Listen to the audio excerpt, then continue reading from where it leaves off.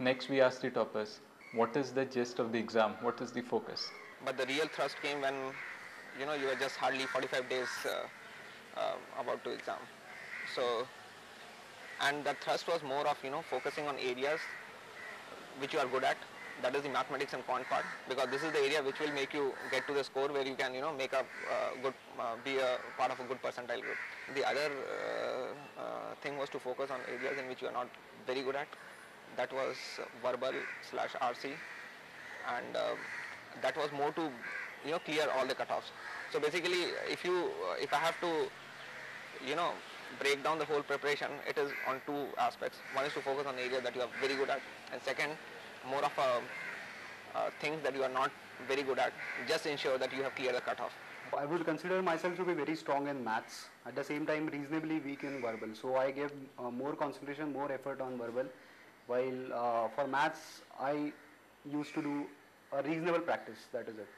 DI was a fairly good area also. When I started out, section-wise, if I have to tell you how my preparation was, in English I was good. I did not need too much brushing up on. In maths, I was fairly decent, but I would definitely need practice to get myself to perform faster, which I think is one of the main things in the CAT. It is all about the time and the mind game. Yeah. And in DI, to be frank, I was horrible.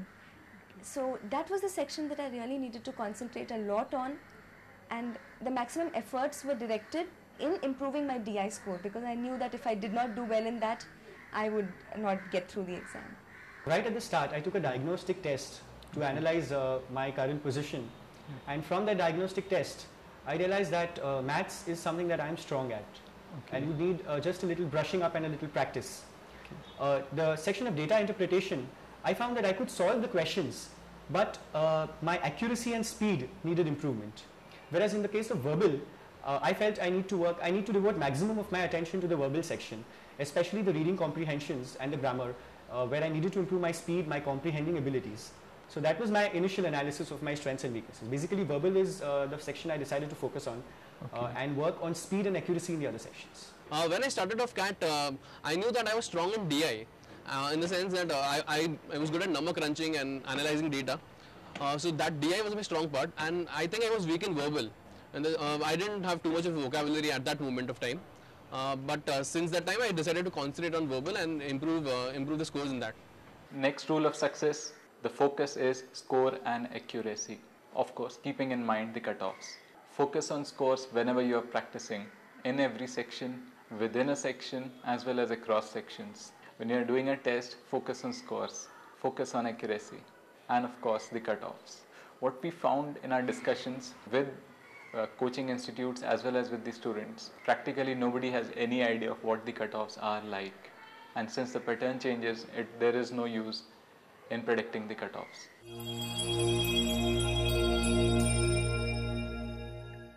Next we ask the toppers, how do they give a mock test?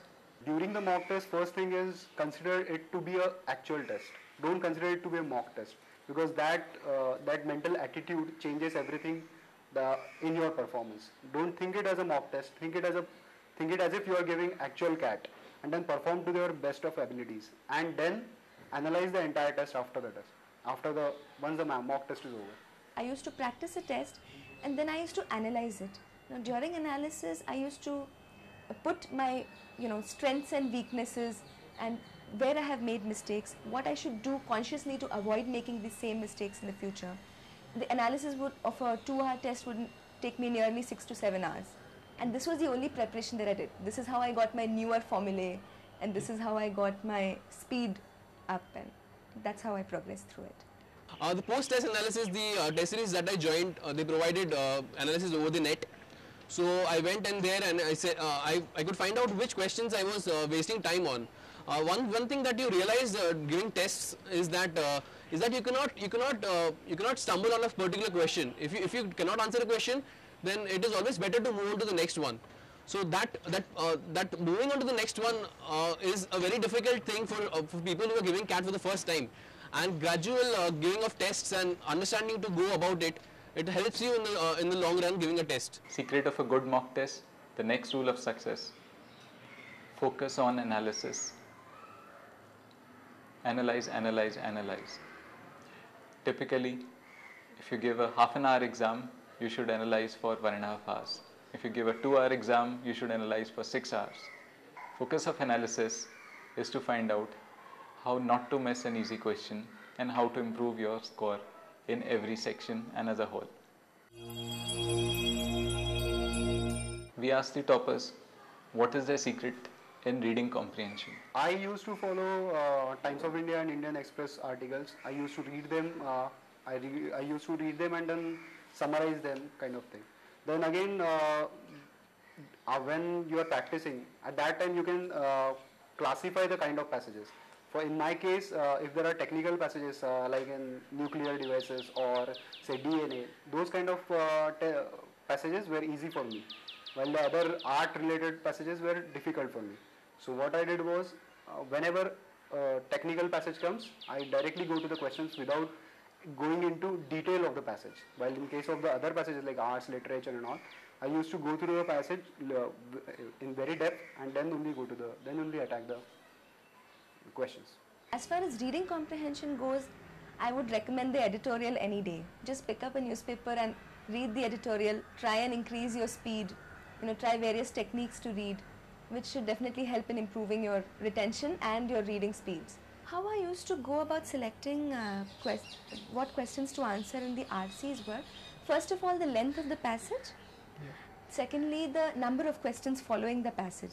Basically, if there is a very long passage followed by 3 questions, I don't want to do that.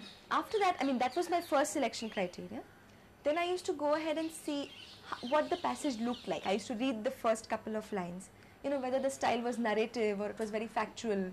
If it's too dry, maybe somewhere along the way you lose interest. I didn't want to do that. In the case of reading comprehension, I realized that I need to not only improve my speed at reading, but also my comprehending abilities. I spoke to a lot of seniors, people who've already cracked the CAT, as well as some professors from the classes.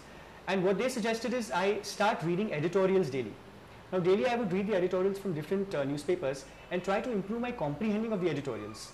At the same time, I used to time myself while reading and day by day try to improve my speed at reading these comprehensions. Also, there was a very useful book I found. It was How to Read Better and Faster by Norman Lewis. I think that book turned out very useful in my case. It helped me to really sort of improve my understanding of the passage much faster. As far as practicing these goes, the material that I got from my course was more than sufficient. I would practice at least a few passages every 3 to 4 days to keep in touch with the matter. Next rule of success, reading and comprehension. Focus on both. Reading is speed of reading. To build up speed, you can refer to books such as Norman Lewis' book, How to Read Better and Faster. To build up comprehension, build your reading diversity. Skim through passages. Pick passages very well. Look at the length, look at number of questions. Recurse where needed. You have to come up with your own concepts of whether you want to read the passage completely, read it partly, go to the questions, or go to the questions directly.